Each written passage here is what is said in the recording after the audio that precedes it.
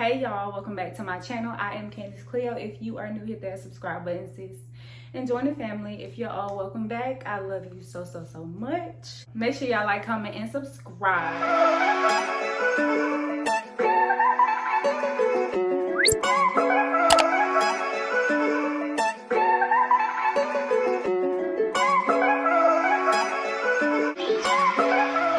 Video I want to discuss my book, so it's gonna be like a little bit of a girl talk slash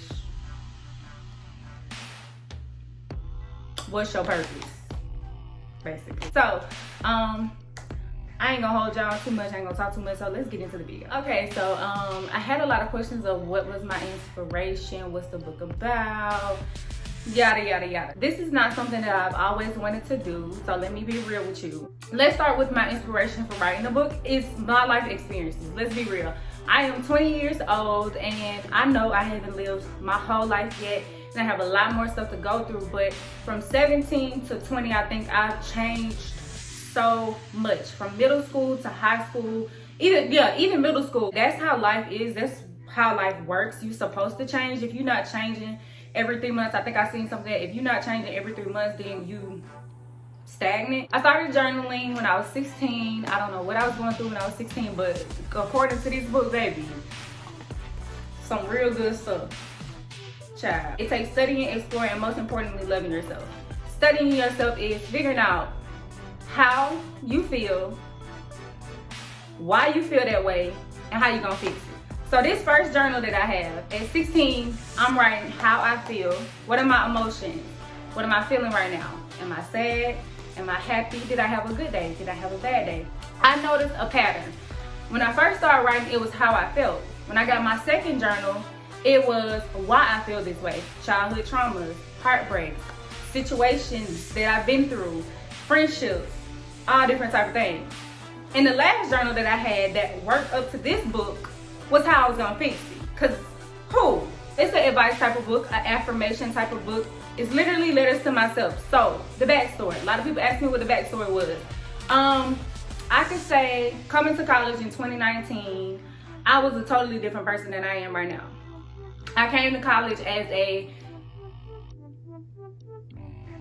think shyness and confidence can both exist in the same world. I didn't know myself, and the more I went through things here and the more I developed, I felt like I gained a love for myself through going through things. And it's weird. It's real weird. It's really weird. So this book was literally letters to myself, which is why I call it letters to myself. I would get on my phone because I got so tired of crying and feeling like, okay, I'm stuck.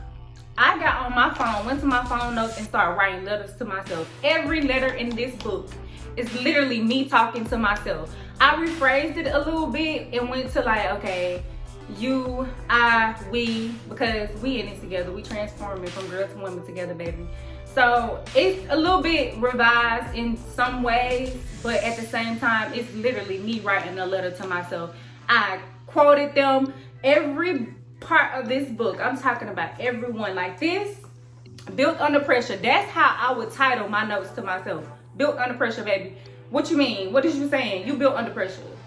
A lot of people ask me like, is it a story? Is it your story? I think the more I develop with writing and the more I get better with writing, I will write my story. But again, I'm only 20. This is the first stage of my life. Everybody says from 18 to 21, you really finding yourself, and then 23 to 25, you trying to understand who you are. It's all in the same thing. I think in your entire life, you're figuring out who you are. So the more I develop, the more I grow. And once I feel like I've been through enough stuff, then I will write my editing process. The publishing process was a lot for me. Because first of all, I am very critical of myself. So I feel like this is not good enough. I'm going to be real with y'all. I feel like it's good enough, but I feel like I could have done better. There's a lot of things in here that I overlooked, like the editing process. Some of the words, I'm like, that don't even sound right. You know how black people be like, y'all ain't, and then when you using proper English, it's like, that don't even sound right. That's me. I'm like, this don't even sound right. But again, I'm critical of myself. So I just say the goal for me, this is my first book and I just learn as I go. But the goal for me was writing a book. As I continue to grow and learn, I think I'll get better with where I am. But this one is definitely my baby. It's my first one. And then a lot of times in this book, when I say you ain't, I'm meaning you ain't. You got to read it in my voice. If you ain't got no haters, you ain't popping Miss Mamas, and that's just period. I meant what I said. I said you ain't, not you not. You, no, you ain't. Through going through things, I've learned my purpose, and I think my purpose is healing and helping young girls transform and really realize that you are good enough. You don't need nobody to validate you. You don't need nobody to deem you worthy. You don't need nobody to like you. You don't need to be understood. All you need is to accept yourself fully, and that's just that on it. I just feel like if I never make a profit, as long as somebody tell me you helped me, as long as I feel like I've done something, I've done my job. Get out! I can't do this with you in here. You know, we have those. We love that for me. We love her. We really love her. That's how she acts all the time, y'all. Yeah, we love that for me. We really act like sisters. I don't know. We really act like, that's my equal twin. So I could say in April, we started the publishing process. And even in the publishing process, I was still in the middle of writing and trying to make it into book form, advice form. Because again, like I said, they were literally letters to myself. And so I just revised it to a point where I'm writing a letter to you. It didn't get real for me until they was like, okay, let me send you the editing. We're going to get an editor for you. The editor started sending it back, revise this. It was busy. Revise this, make this way, and then, you know, reject and deny. And I didn't know how to feel. I still don't know how to feel, y'all. Like, everybody keeps saying, this is major, this is dope, this is major.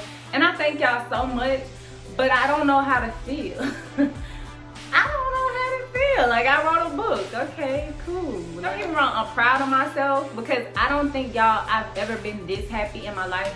And I don't think it has anything to do with the book, but I don't think I've ever been like this happy in my life, like this, in love with myself, in love with every flaw, every ugly part of me, every up, every down, everything. And I feel like, wow, God is so good. And let me tell you, I continuously tell people this was not my doing. I didn't think I was gonna write a book.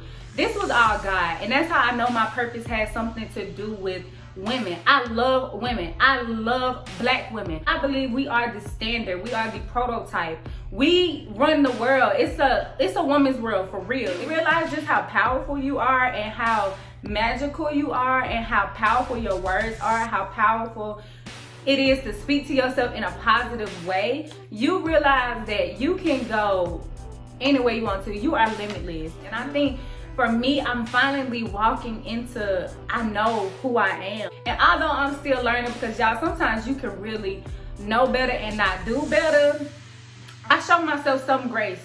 I show myself a lot of grace because I feel like I'm only 20 years old, almost 21, let's talk about it. I'm only 20 years old and I have a lot more to go through, but I feel like going through that part of my life, this book, this content in this book, where it comes from, I feel like that made me feel like I can do anything. If I can get over that, I can get over anything. If I could do that, I could do anything. Period. Let's talk about it. You can do it, whatever you put your mind to. And I feel like we often don't realize just how powerful we are until we really just go through things. And I feel like now I understand why we have to go through all this damage control and stuff just to get to certain places. So I don't know, y'all. I feel like this is the happiest I've ever been in my life, and I'm holding on to it. Because let me give you a piece of a word, y'all. Even in those moments where you break it down and you feel like you lost and you hurt and you vulnerable and you emotional and you don't know what to do, you don't know who you are, it is purposeful. It is purposeful. You are going through something to get to something. I had a horrible day one day and I just let myself cry. I ain't judge myself for it. I didn't be like, dang, I'm still in this place. I just let myself cry. I accepted the fact that today's just not a good day. Today ain't a good day. Today not my day. Okay, cool. Tomorrow will be a better day. And guess what? Tomorrow was a better day. I believe, personally, once you start to show yourself some type of grace and you start to be patient with yourself, that's when you can look at it and be like, okay, look, this life. And I ain't gonna always be alright. I ain't gonna always be good. Today a bad day. Okay, cool. Tomorrow be a better one. If you know me, if you're close to me, if you're connected to me in some way, some form, you know that I suffer from anxiety, overanalyzing things, overthinking. And when I say I wrote a book, it was literally for people that suffer with anxiety, overthinking, overanalyzing stuff. Because it don't be that deep. And we don't realize it's not that deep until 5 years later. It's like, why was I even tripping? Why was I even tripping? 3 months later, why was I even tripping? So I still suffer with that, but I feel like I'm working through it. And the more, like I say, I be gentle with myself, the more I show myself grace, I realize that it could get better. And I feel like my life didn't get better for me until I demanded for it to get better. Until I told myself, look, this ain't something I want to continue going through. So I'm not gonna go through it. Yeah, this book was a product of anxiety, overthinking, and overanalyzing everything. Literally, like everything. So whoever, if you watching this video, girl, I love you.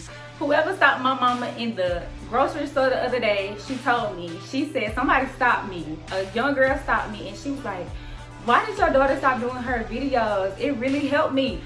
You are my reason, love. I love you so much. And if you watching this video, please comment down below so that I can acknowledge you, because yes, like that made me feel so good about I think I covered everything. If not, I think I have a whole lot of ideas that I want to do with this book. So stay tuned. If you have any questions about your situation, or if you need any help and you don't want to put it in the comments, you can always follow me on Instagram at kandiscleooo with 3 O's, Twitter, kandiscleooo, and you can DM me, because period.